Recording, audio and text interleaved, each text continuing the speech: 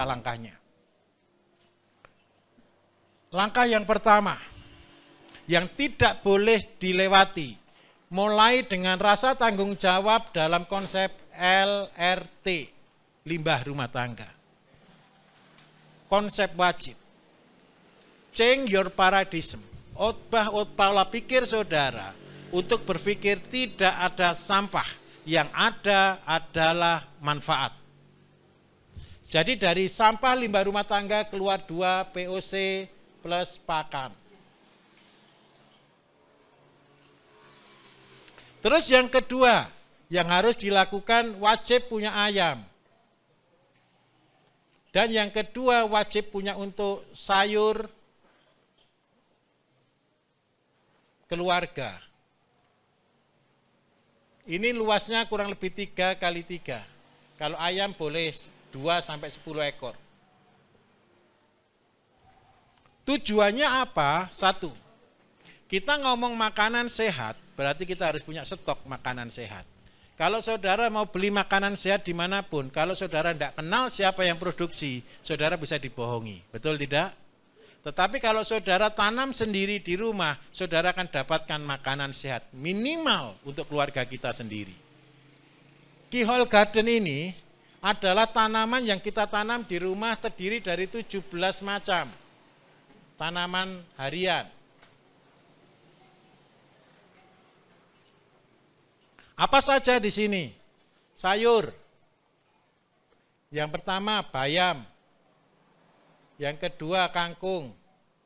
Yang ketiga sawi.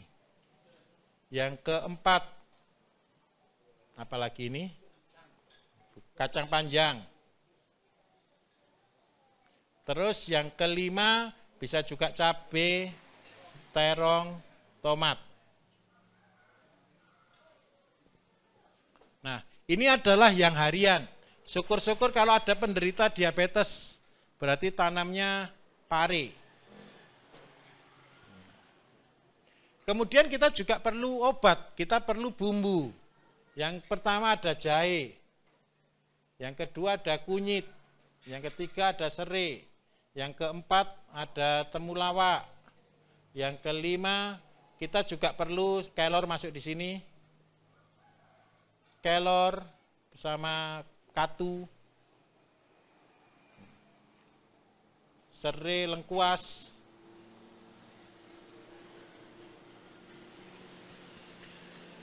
Terus habis gitu kemangi masuk di sini.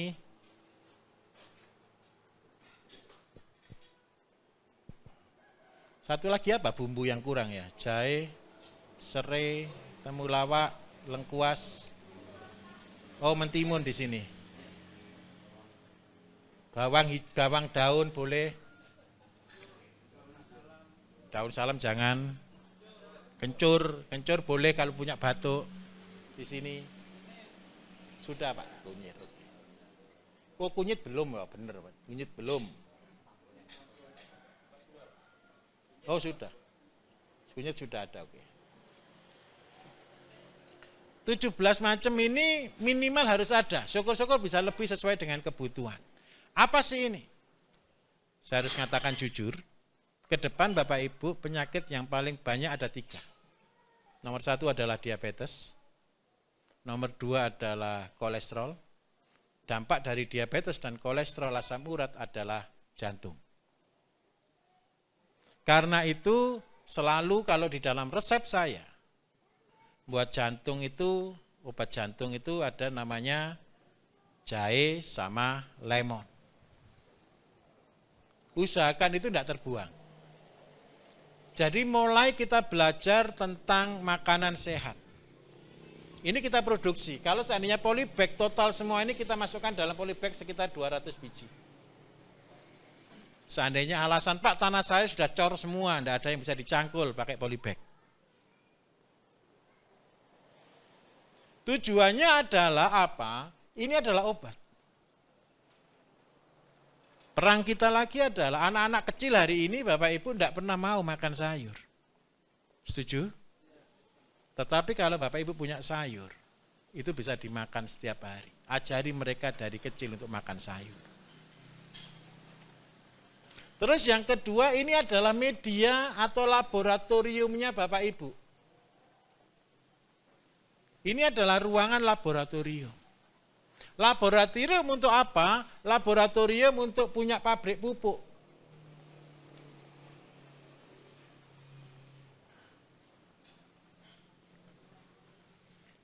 Lahannya kecil, diolah sebaik mungkin, sebagus mungkin. Di mana rumah saya Bapak Ibu selalu ada kebunnya.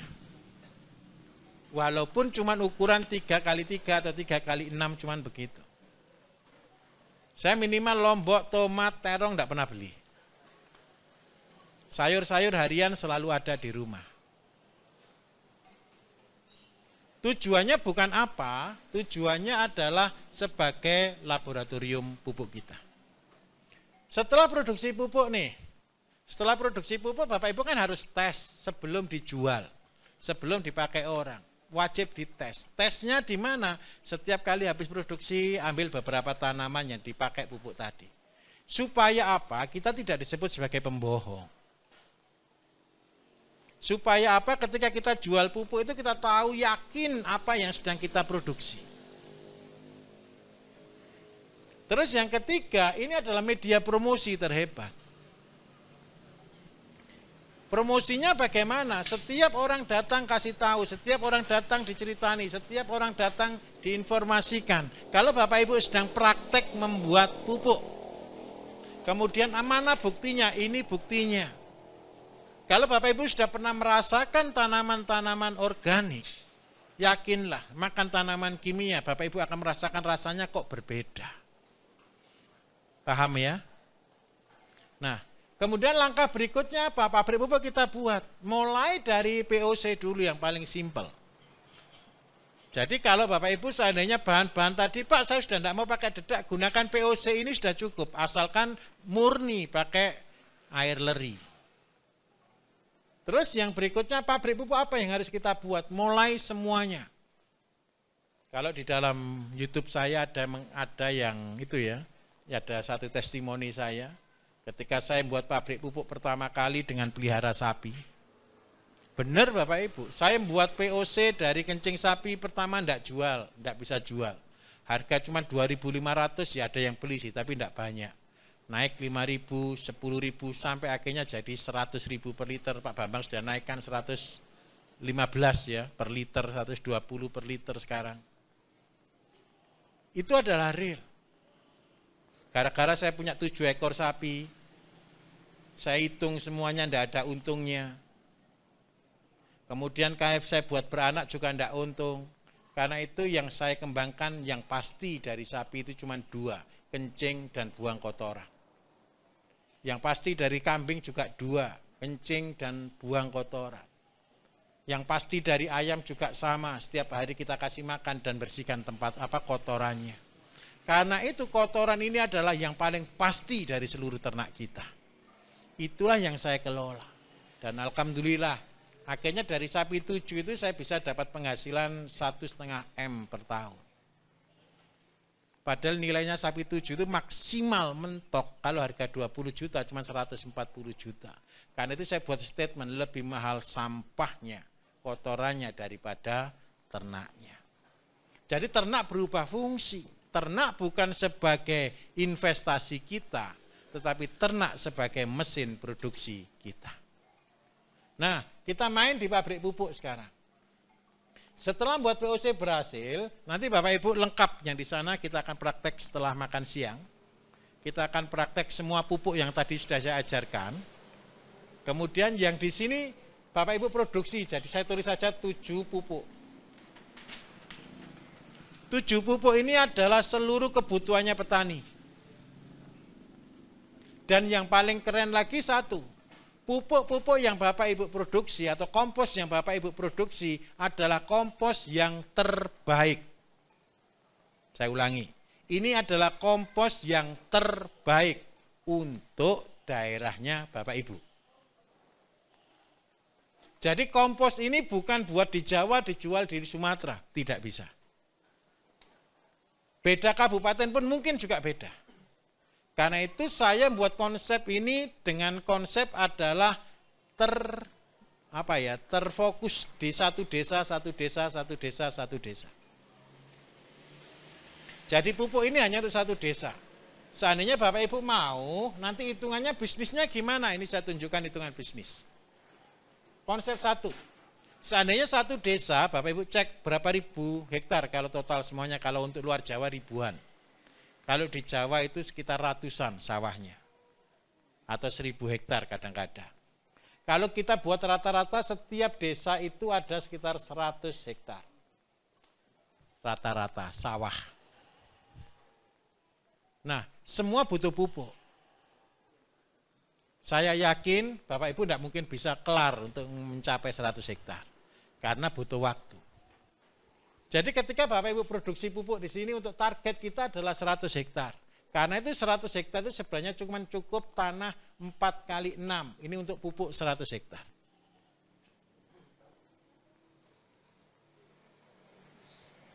Banyak orang komplain ke saya, gimana caranya tanah cuma konsep pupuk cuma 4 x 6 bisa untuk 100 hektar.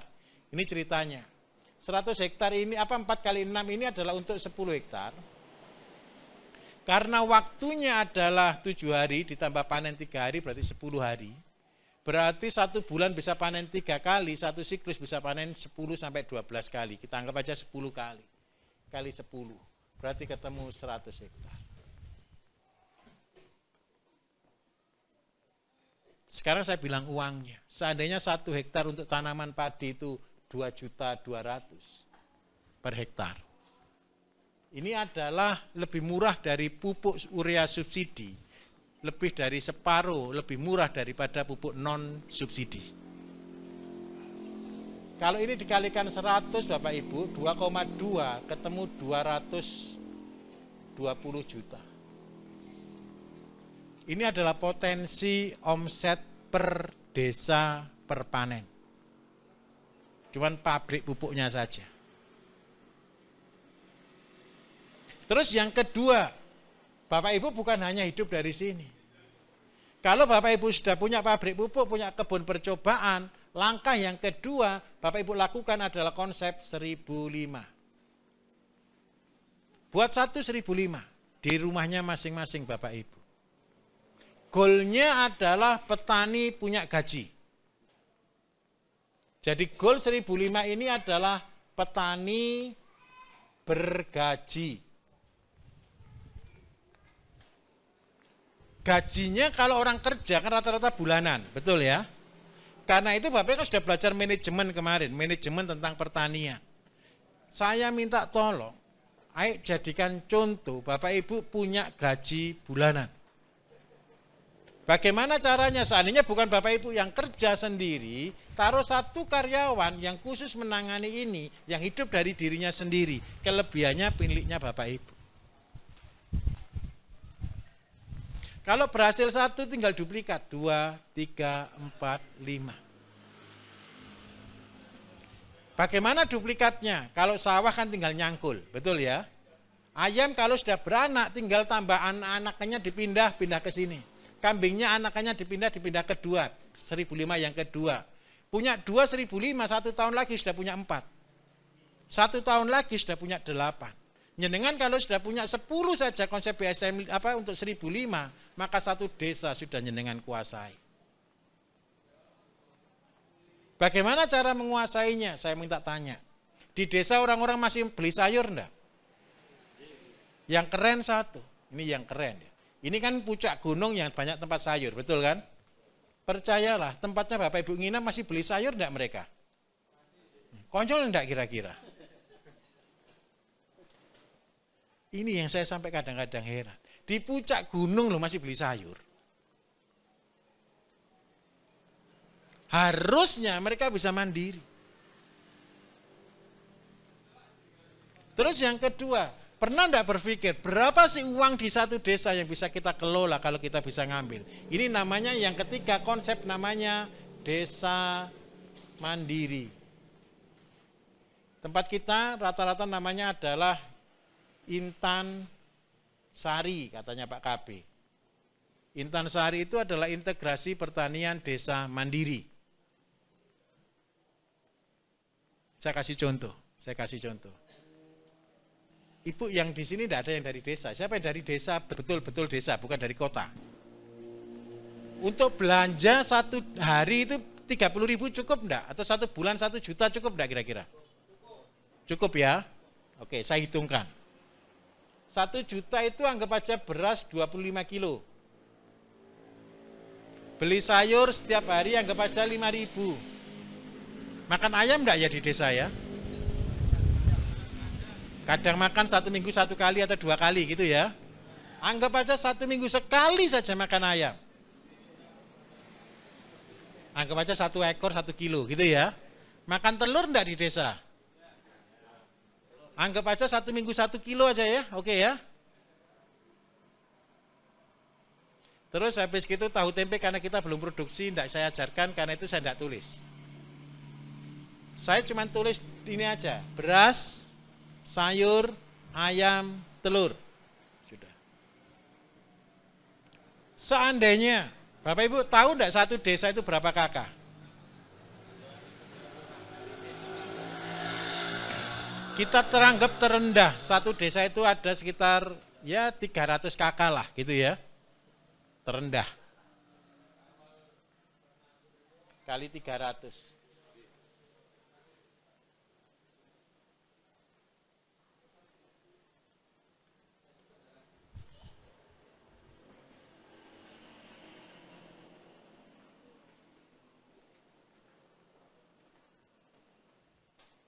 Setiap minggu Bapak Ibu perlu ayam 300.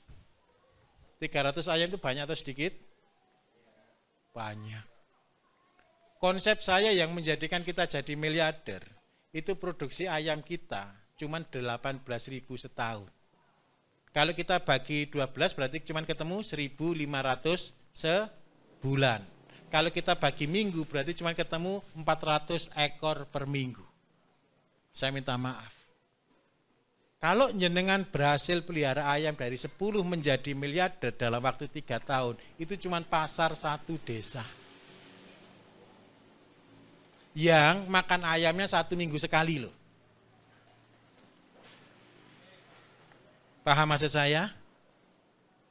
Kemudian yang kedua, makan telur sedikit toh 300 kilo seminggu itu. Kalau seandainya orang-orang mau kembali ke ayam organik dan telur organik, saudara tahu berapa ayam yang saudara siapkan untuk buat 300 telur? 1 kilo rata-rata sekitar 15 sampai 18 butir. Kalau ayam kampung 1 bulan telur cuma 10. Kalau ayam Arab 1 bulan telurnya 20. Berarti 1 bulan 1 ekor ayam itu cuma telur 1 kilo. Kalau butuh setiap minggu, butuh sampai, minta maaf, 300 itu berarti ada 15 sampai 20 kilo lah. Sorry, ini sudah kilo tadi, sorry, 300 ini sudah kilo.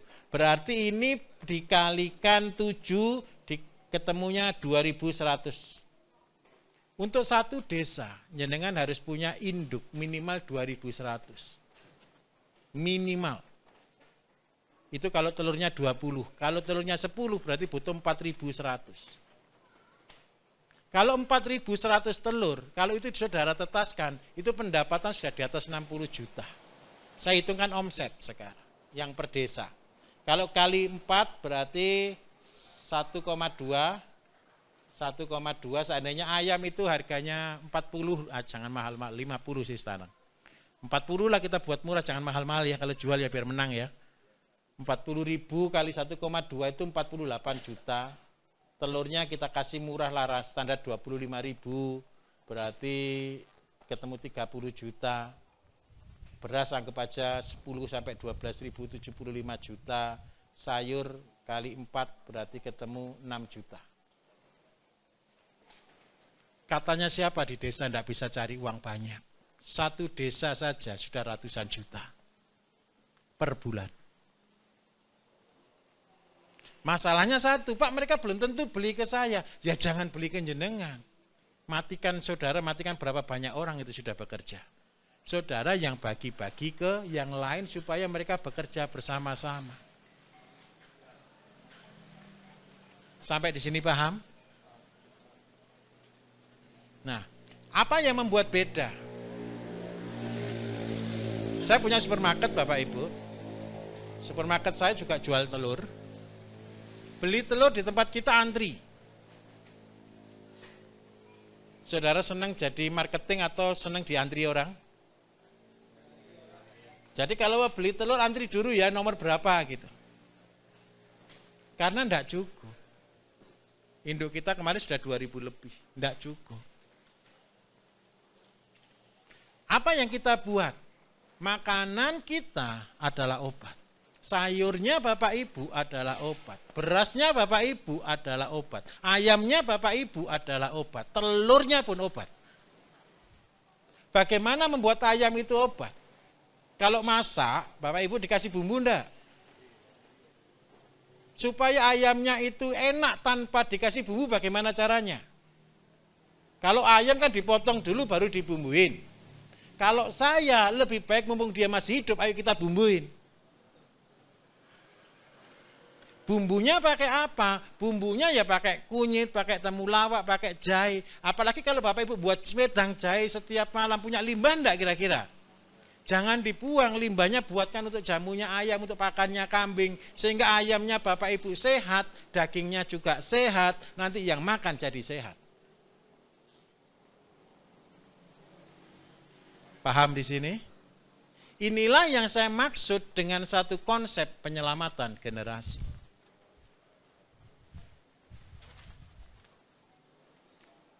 Ini untuk hasil output dari Bapak Ibu cuman produksi yang di samping rumah dengan konsep 1.005.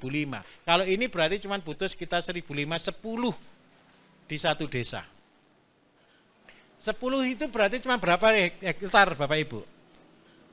1 hektar. Permisi, satu desa sebenarnya hanya butuh 1 hektar untuk dapatkan ayam, dapatkan sayur.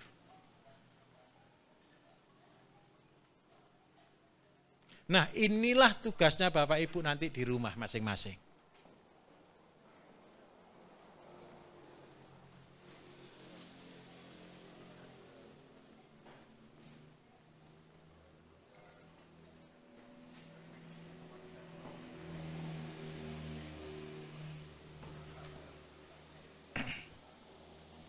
Setelah Bapak Ibu masuk di Intansari,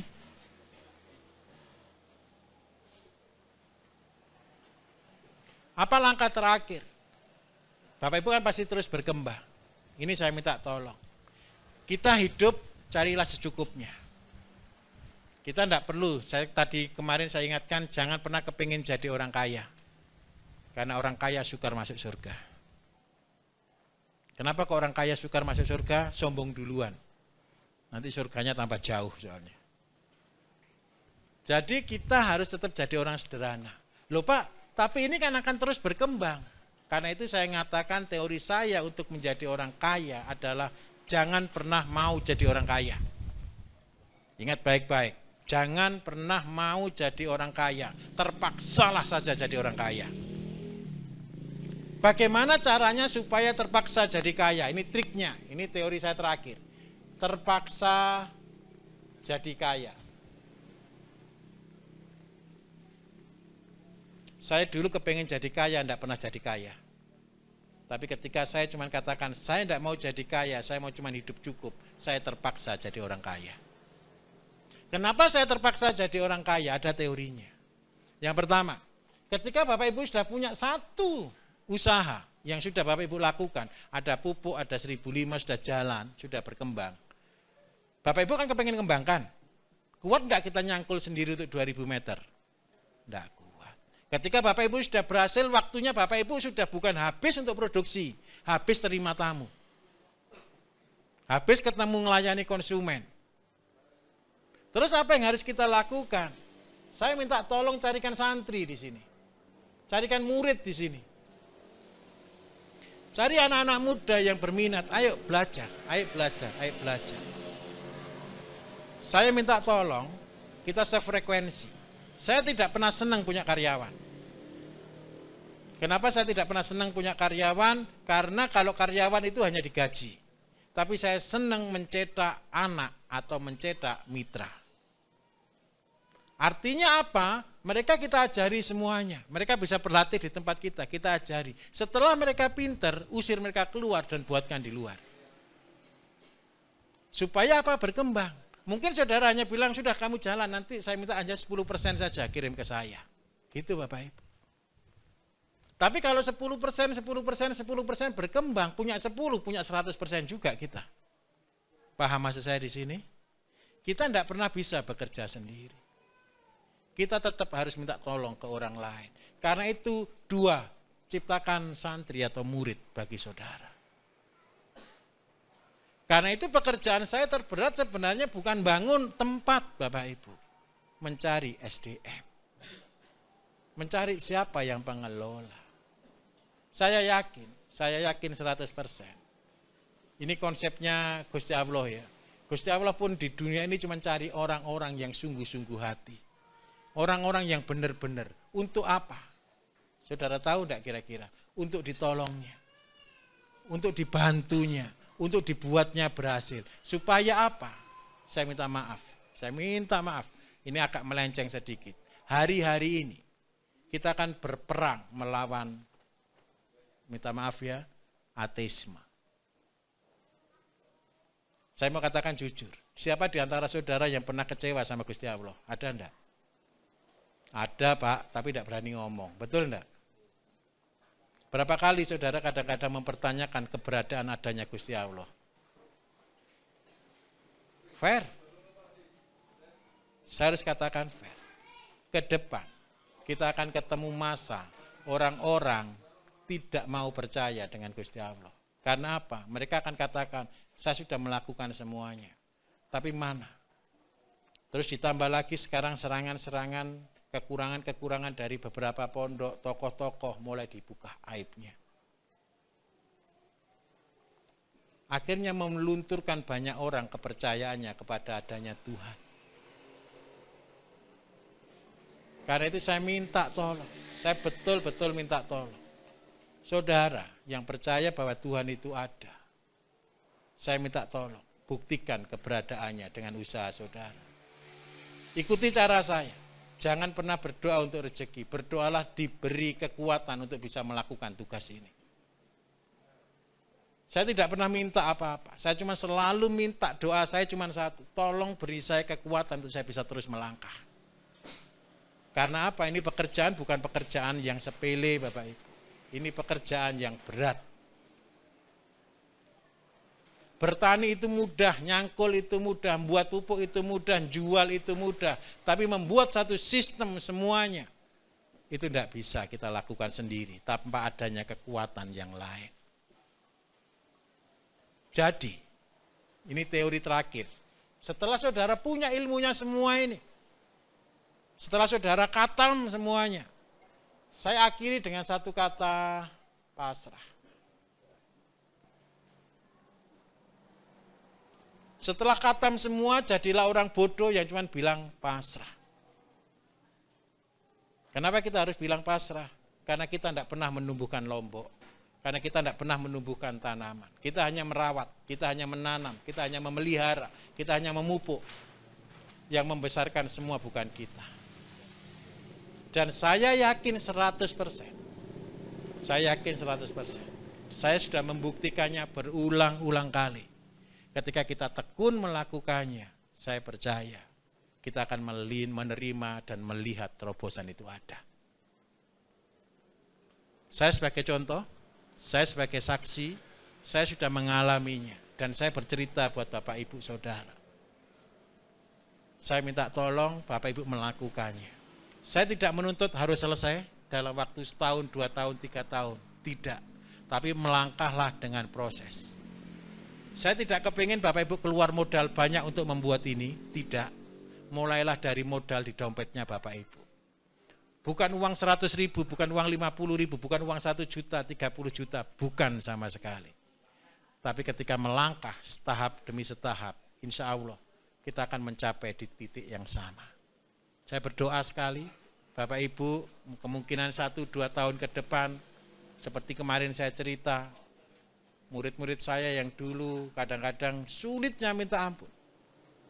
Tapi ketika sudahlah saya pasrahkan, saya tidak bisa mengubah nasib orang, saya tidak bisa membuat orang menjadi baik. Saya hanya bertugas mengajari, memberi ilmu dan semuanya.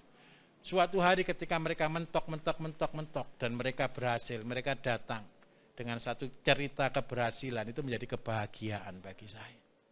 Ketika mereka bisa mengubah daerahnya masing-masing, luar biasa.